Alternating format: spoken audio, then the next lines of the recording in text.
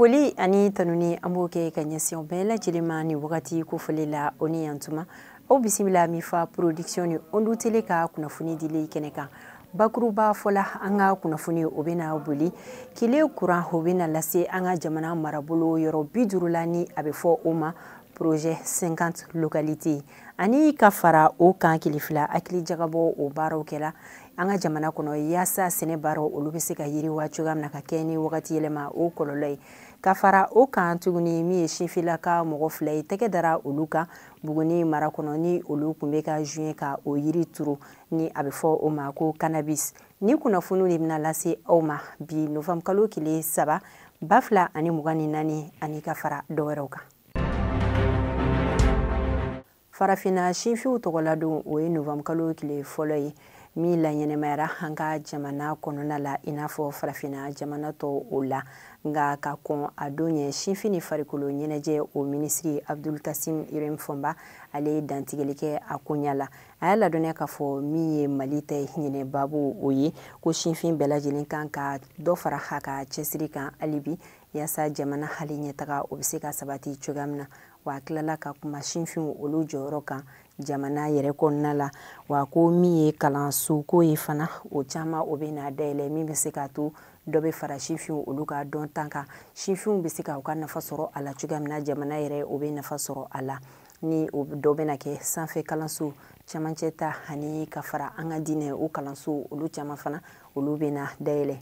Abdul Kasim Ibrahim Fomba adasira fana mi agenda 2063 adasira o mahayala donia ka foko bara chama o bolo dalindo o konna la mi nyeshinindo farafina o shinfiuma afara o kan ko programme do fana o bolo dalindo yasa shinfium o lobe se ka soro o la chugoya mina ani mi anga o shinfium ka ministry so o ka département konna o shinfium kemefla o lubina ta bara la o la wa mi shinfium mo kemeduru fana olu bina ta farikolo nyeneje o baraw kono ni farikolo nyeneje baramu beke mali kono ani jamana wereka olu bina sika farikolo nyeneje barakelo ka olu kokoromadu u ka baraw la wa mi farafina shinfiu olu togola duin akilne o ere takara Banjul Gambi o marakono École de Nkoro ka lafasa kulu ni abifo omako Amicale des anciens militants de l'Union nationale des élèves et étudiants du Mali ni oye amsinemi olukuye barula sigi doke octobre kalo kilimukan ani shigi na ni okuye anga frontière fanga nyema général d'armée Assimi Goïta ka ali segere kuluba konnala o lajen konnana hukume ka kuma école de oluka ake o konya la sabla mi ayemi ali chira ka bo anga jamana kono marsi kalo kilitan saba bafla ani mugan ani nani nani o kuna funu lasira anga jamana gouvernement fe o de hukum konnana amsine mugo uye alayni anga jamana marabaga fe wase ka fere sigi singa yasa chakeda do wali ma fara nyokon kan kuludo o ka siga sigi singa mimbi ikoldu uluka ake lafasa habara o ka siga keni shari'a ben ani yogonde me hukum kono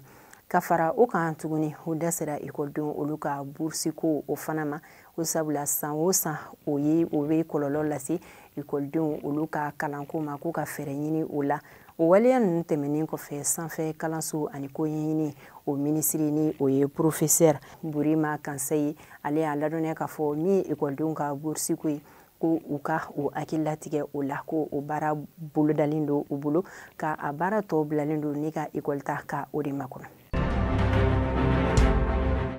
Bamako kasobonba gardien ka lafasa kulu o ɲɛmɔgɔ ni o ye commandant Dawuda Konate kabini octobre kalo kilimukan ani duuru tɛmɛnen na ale kun kibariya hukun tunnen do ani ka fara u ka infirmier dɔ kan o hukum kɔnɔna na min ye kaso gardien ye olu kun kɛlen do ka baarabila dɔ kun boloda min yɛrɛ kun tagala o kun bɛna jɛya n'a kun bɛ daminɛ tɛnɛn do nga kiri ministri o ye kuma ɲɔgɔnya kɛ ni o ye k'u ka o akilatigɛ ko basi foyi o tɛ u ka ɲɛmɔgɔ la o de hukumu kɔnɔna na grève ale bɔra a ma tarata tɛmɛnen na an ka procureur min ka baara ɲɛsinnen do bɔlɔlɔ olu koɲaw ma ni o ye Adama Kulubali ye ale y'a ladɔnniya k'a fɔ min ye commandant Dawuda Konate ko kumakan dɔw bɔlen do bɔlɔlɔ siraw olu kan a kumakan ni commandant Dawuda Konate a kumakan ni ale kumakan bɔlen do ko ɲinini o bɛ senna n'a yirala k'a fɔ ko a sen tɛ a la a bɛ bila ka taa a ka so nka n'a yirala fana k'a fɔ ale de kumakan don ko ɲɛɲini o bɛ taa k'a sɛgɛrɛ i n'a fɔ a bolo dalen don an ka sariyaw kɔnɔ cogoya min na wa ko ni a yirala k'a sen bɛ a la fana a bɛ se ka jalaki ni waleya min ye o ye fanga dafiri wale ka fujinɛ don jamana kɔnɔdenw dusukun na min bɛ se k'a to u bɛ kin ka kɛ u ka jamana marabagaw la. Mamadu V Buhari ale sinfilaka ye nka lujura o bɛ mɔgɔ min na o ni a ta bɛɛ lajɛlen a cɛsirilen don a ma sɔn ka palanta ni ka delili kɛ ka kɛ ni a ka cɛsiri an ka furuba jabaraniso fɔlɔ ni o ye ORTM olu ka baara kɔnɔna na u ye Mamadu V Buhari ale ka ja dɔw ta o ja in kɔnɔna na ni ka ɲininkaliw kɛ a la V Buhari ale y'a jira k'a fɔ laɲiniba min bɛ ale la o ye ka se ka baara ɲɛnɛmanba dɔ sɔrɔ min b'a to hali ni kɔrɔ sera a ma a bɛ se k'a ka baara kɛ k'a ka denbaya balo k'o ye ale ka laɲiniba ye a ka o jɛn o cɛrila furuba jabaraniso gale la ni o bɛnna o kalo tile 27 o tɛmɛnen na o de hukumu kɔnɔ octobre kalo ni o ye ɲɔgɔn dɛmɛ ani kɛrɛfɛden o kɛlɛli kalo o dɔgɔkun laban min ɲɛsinnen don sinfinw ani baara o koɲa ma o minisiri ale ye lajɛli kɛ ka ɲɛsin Mamadu V Buhari ma ni ka chèque $3 ta k'o di a ma yaasa a bɛ se k'a yɛrɛ dɛmɛ ni o ye k'o kɛ jagokun ye ani fana a tilala ka a kalifa ANP mɔgɔw fana na olu ka o jilaja a ka baarako la a kɛnɛ yɛrɛ kan ka fara baaradege o minisiri kan ale ta tɛmɛlen kɔfɛ ni o ye Bagayogo Aminata Tarawele an ka minisiri wɛrɛw tun bɛ a kɛnɛ kan n'o ye kɛnɛya ani farikolo ɲɛnajɛ minisiri.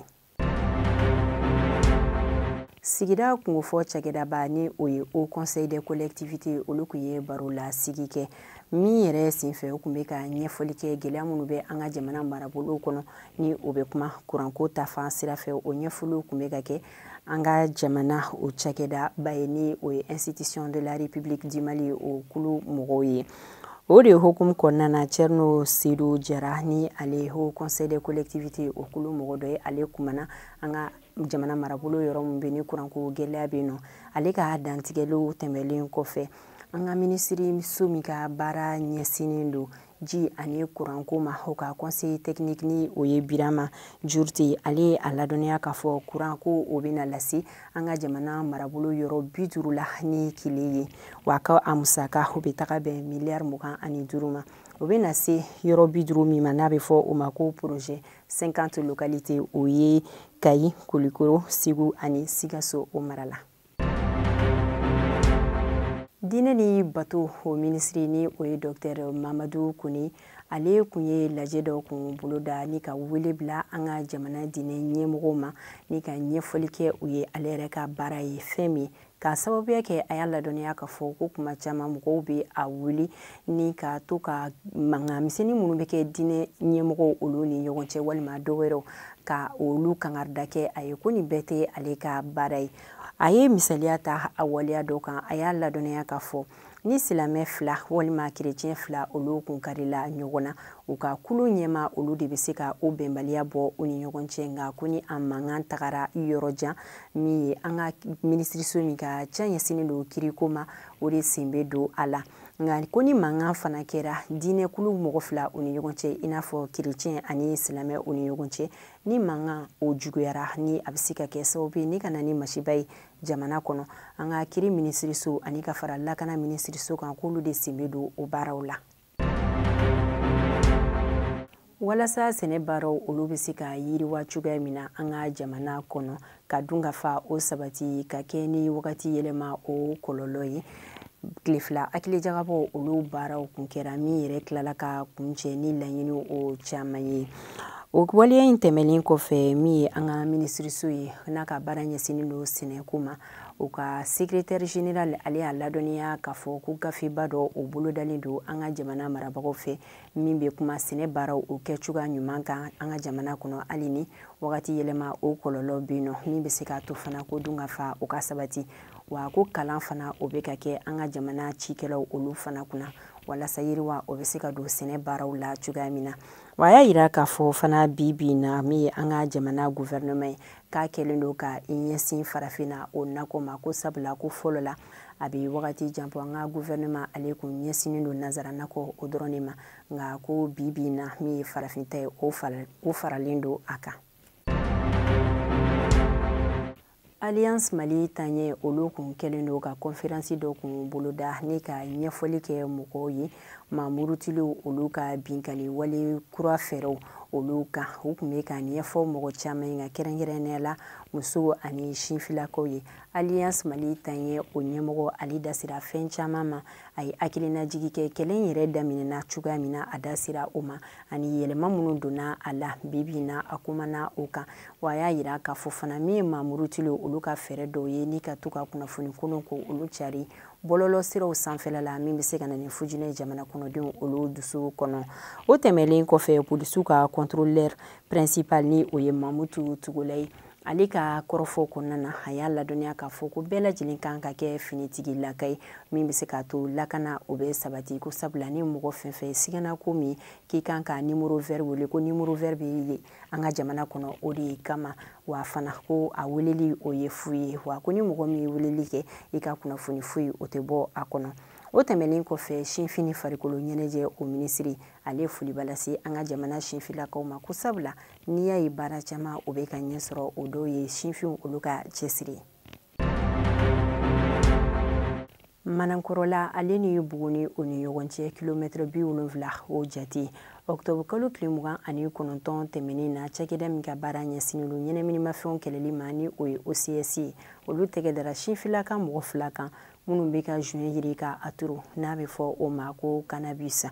O waleya tɛmɛlen kɔfɛ min ye commissaire Danzini Kone ni ale ka baara ɲɛsinnen don ɲɛnaminimafɛnw olu kɛlɛli ma Buguni mara kɔnɔ o ɲɛmɔgɔya bɛ ale ka bolo kan. A ye foliba lase Bugunikaw procureur ani u ka gouverneur ma ko sabula n'i y'a ye ni baara a ye ɲɛ sɔrɔ olu ka cɛsiri sen bɛ a la. O bɔlen kɔfɛ min ye Buguni procureur ye n'a bɛ fɔ o ma ko Mohamed Alassane Sise ale y'a ladɔnniya k'a fɔ ko baara ninnu a daminɛna kabini 5 heures du matin o wagati la nka ko nin ye makaritɔ ko ye ko sabula ko sinfinw olu de ye jamana o sinsin bere ye wa ko ni tali laban minnu fana kɛra an ka jamana kɔnɔna na ko sinfin mɔgɔ 200 a yirala k'a fɔ ɲɛnaminimafɛn o nɔ o yera olu joliw la.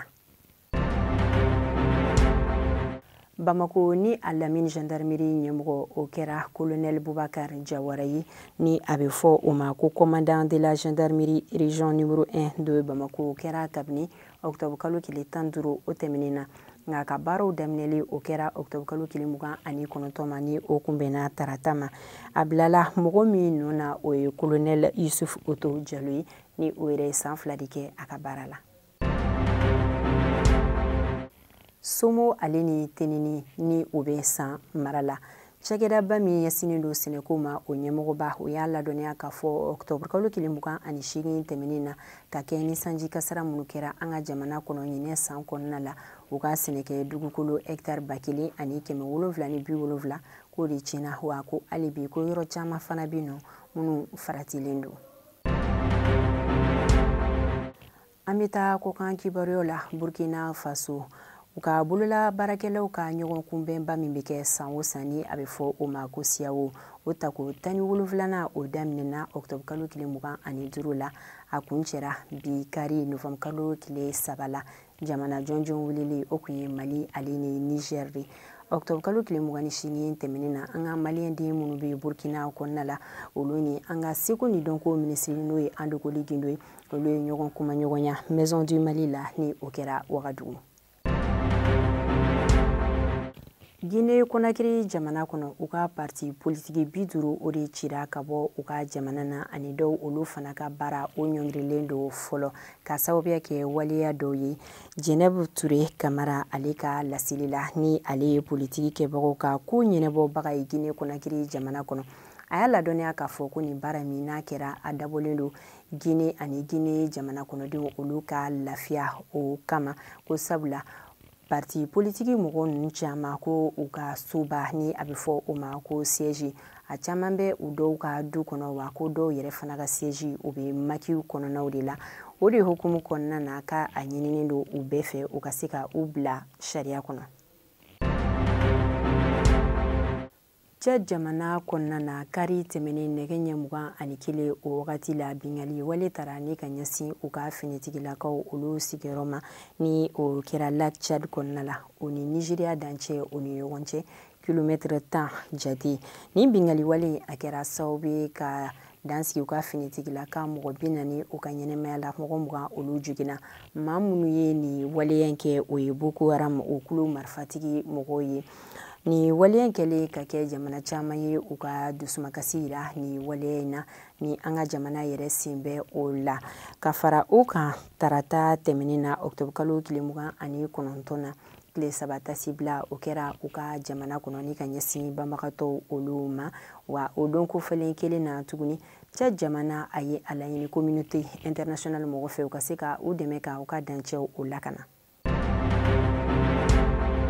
Octobre kalo tile 30 tɛmɛnen na Algérie ladɔnniya k'a fɔ min ye u ka pankuru ye k'o bɛna nali daminɛ an ka jamana kɔnɔ décembre kalo tile 2 o nata la. A kun nali dabilala ka a sababuya kɛ bingali wale mun kɛra an ka jamana kɔnɔ gendarmerie écoleso la n'o kɛra septembre kalo tile 17 o tɛmɛnen na kabini o wagati fo kana se sisan ma u ka pankuru nali kun dabilala an ka jamana kɔnɔ nka k'a bɛna lawuli kura ye décembre kalo tile 2 nata la. Tɛnɛn tɛmɛnen na ONU ka secrétaire général ni o ye Antonio Guterres ye ale ye dantigɛli kɛ Sudan o kɛlɛ koɲa la a y'a ladɔnniya k'a fɔ kalo 18 o kɛlɛ kɔnɔna la a kɛra sababu ye ni ka na ni baloko dɛsɛ ka o lase mɔgɔ miliyɔn 25 ma Sudankaw fɛ yen nɔ a nana ni bana suguya caman ye ani mɔgɔ caman olu ye o sigiyɔrɔ bila kɛlɛ min yɛrɛ n'a a daminɛna avril kalo tile 15 la 2023 o san kɔnɔ o tɛmɛlen kɔfɛ tarata tɛmɛnen na u ka ɲɛma min ka baara ɲɛsinnen don adamadenw ka hakɛ lafasali ma ONU kɔnɔna na ale ye a ka kamanagan o fana yira a y'a laɲini hali bi ko fɛɛrɛ caman kan ka latigɛ min bɛ se k'a to gɛlɛya min bɛ Sudan jamana kɔnɔ o bɛ se ka lawuli cogoya min na wa min ye jumadon ye octobre kalo 25 la bingali wale tara ka ɲɛsin u ka togoda dugu dɔ ma n'a bɛ fɔ o ma Alisiri ni o kɛra sababu ye ni ka dansigi mɔgɔ 124 u ka ɲɛnɛmaya la ɲinini dɔw fana y'a yira k'a fɔ min ye u ka togoda dugu wɛrɛ n'o ye Tanbulu mara ye ko mɔgɔ 100 o fagara yen nɔ wa cɛnimuso bingali o waleya 25 o tara ka ɲɛsin Sharq Al Jazeera o mara fana kɔnɔna na ni o bingali ninnu cɛla kɛnɛya baarakɛla mɔgɔ 3 o sen bɛ o la ani denmusomani 1 min si bɛ taa san 11 na o fana sen bɛ o la min kɛra sababu ye ni o tɛɲɛla o waleyaw la wa ko taga kɛra ni muso caman ani denmusomaniw caman fana u ka sɛnɛkɛyɔrɔ olu fana caman o jenina. An baarakɛɲɔgɔn ni an jɛɲɔgɔn n'o ye Layi Tarawele ala ye ale miniji dɔgɔya octobre kalo tile 15 tɛmɛnen na ka si to san 35 la ala ka a dayɔrɔ nɛɛmaya ka taa cogo ɲuman di an yɛrɛ bɛɛ lajɛlen ma. An lajɛbaga ni an lamɛnbagaw an sera ka kunnafoni minnu sɔrɔ k'o fara ɲɔgɔn kan ka o ɲɛfɔ aw ye o kɛra nin aw ni ce aw ka lajɛli ni lamɛnli la sanga ni a wagati bɛɛ lajɛlen la an bɛ an ka dibila baarakɛbagaw ka olu yɛrɛ fo kosɛbɛ minnu bɛ an lajɛ Faransi Itali Allemagne an bɛ olu bɛɛ lajɛlen fo ani association des amis d'Angers du Mali ani Faransi an b'olu mɔgɔw bɛɛ lajɛlen fo aw ni ce aw ka kulomajɔ la ala ka basigi sabati an ka jamana kɔnɔ a k'an bɛn o la sanga wagati wɛrɛ ni ala ka jɛ.